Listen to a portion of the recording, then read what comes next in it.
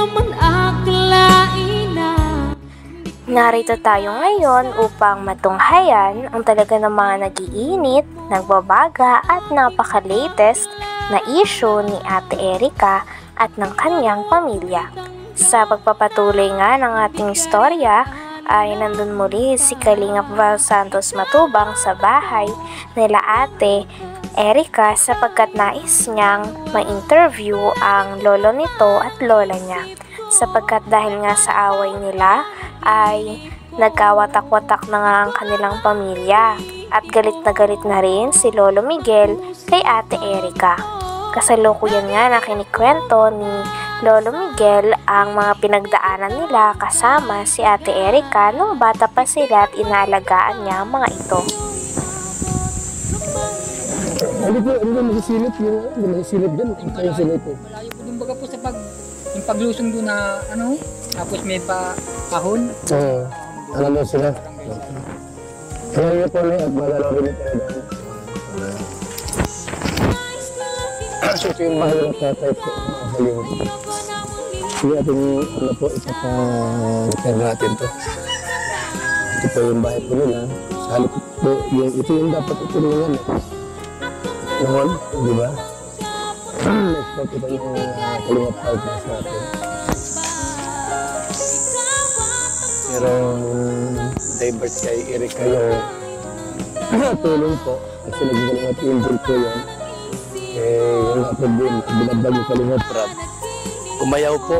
Yung pala po ay nagapang na. No? Meron na silang usapan nila sila mo. At binawag. Kinikwento din dito ni Kalingap Val Santos Matubang ang bahay at ang itsura ng bahay ni Lolo Miguel nung iniwan sila ni Ate Erica.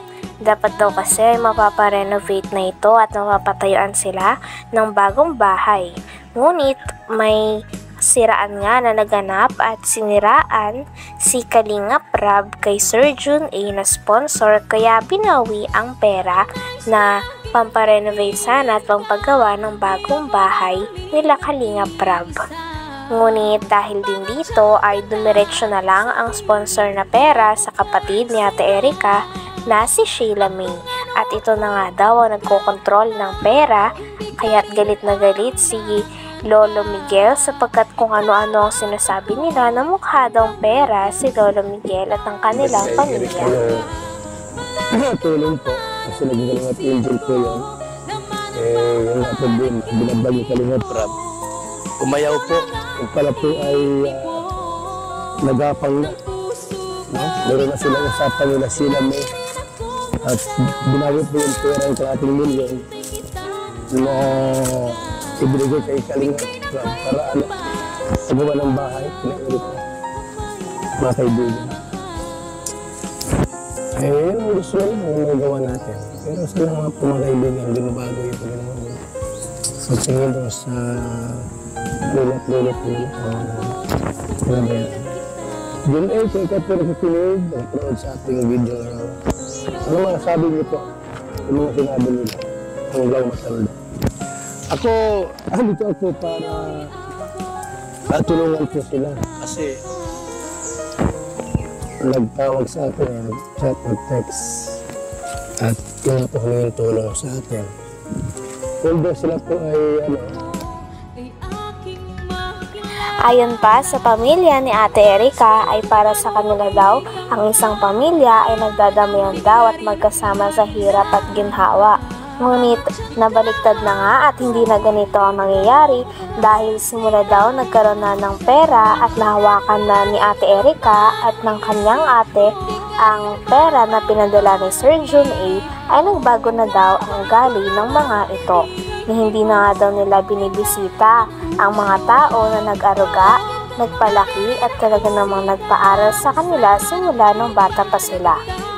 Hindi na rin daw hangad ni Lolo Miguel na magkaayos pa sila. Ang gusto na lamang nila ay sana manahimik na ang mga tao kakabato ng mga maling impormasyon at paninira sa kanilang pamilya dahil ayaw ni Lolo Miguel na nilalapastangan siya.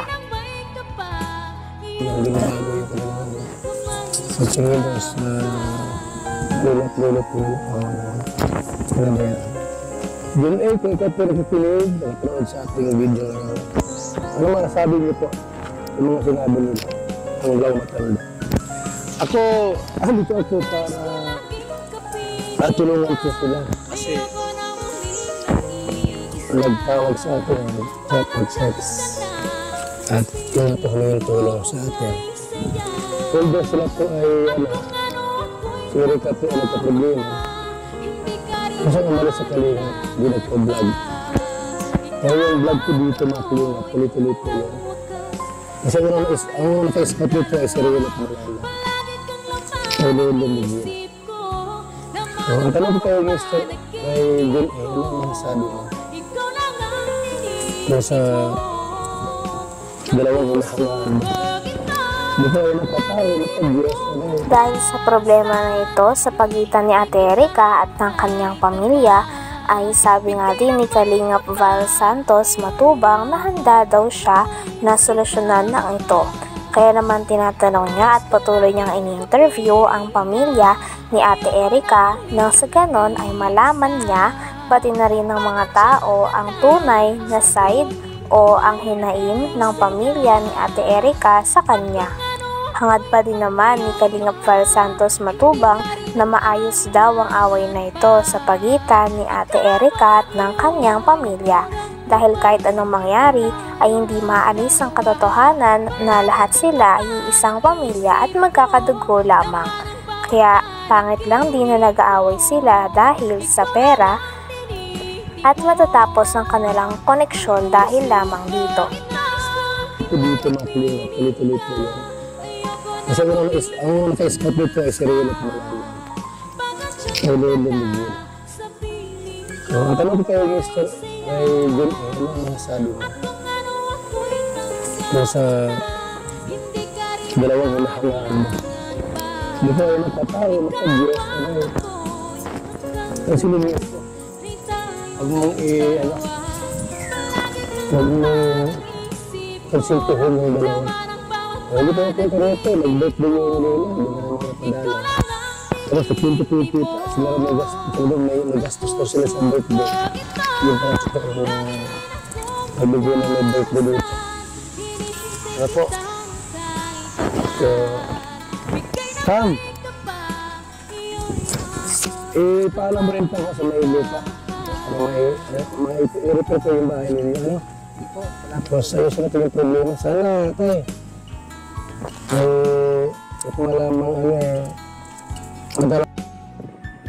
Nagtanong pa nga si Kalingap Val Santos Matubang kay Lolo Miguel kung mapapatawad niya pa daw ba at paano kung humingi ng tawad si Sheila May pati na rin si Erika sa kanilang bahay. Sabi naman ni Lolo Miguel ay ayaw niya na daw talagang harapin ang mga ito sapagkat okay daw sana sa kanya kung iniwan na lamang sila. Ngunit hindi niya matatanggap ang panlalapastangan na sinabi ng kanyang mga apo sa kanya na mukha silang pera at parang mga gutom na aso. Kaya wala na itong balak makipag-ayos. Huwag mong konsultuhin yung dalawa. Hindi pa yung konkreto, nag-birthday yung Lola, hindi na mga padala. Tapos sa pinto-pinto, sila may gastos daw sila sa birthday. Yung parang sa nabigyan na may birthday dito. Ano po? So, Sam! Paalam mo rin po ako sa may lupa. Para i-repair ko yung bahay ninyo, ano? Tapos ayos na ito yung problema. Sana, tay. Kung malamang magdala ko yung na-GCP ni Erika dito. Sila mo. Yan na po sa akin. Magtapos ka na? Sinires ko na po sa aking memorya. Magtapos ka na sa kanila? Kung sakaling bumalik, kami yung tawad, tanggapin mo? Kahit na naglag. Masakit na sa loob, ano? Simple po sa ginawa lang yan. Kahit pag ikaw na sugatan, pero may pilat yan. Hanggang dito na lamang muna ang ating napakainit, nagtitrending at talaga namang mas nakakaintriga na issue ni Ate Erika. Maraming salamat sa inyong panonood. Hanggang sa muli. Bye!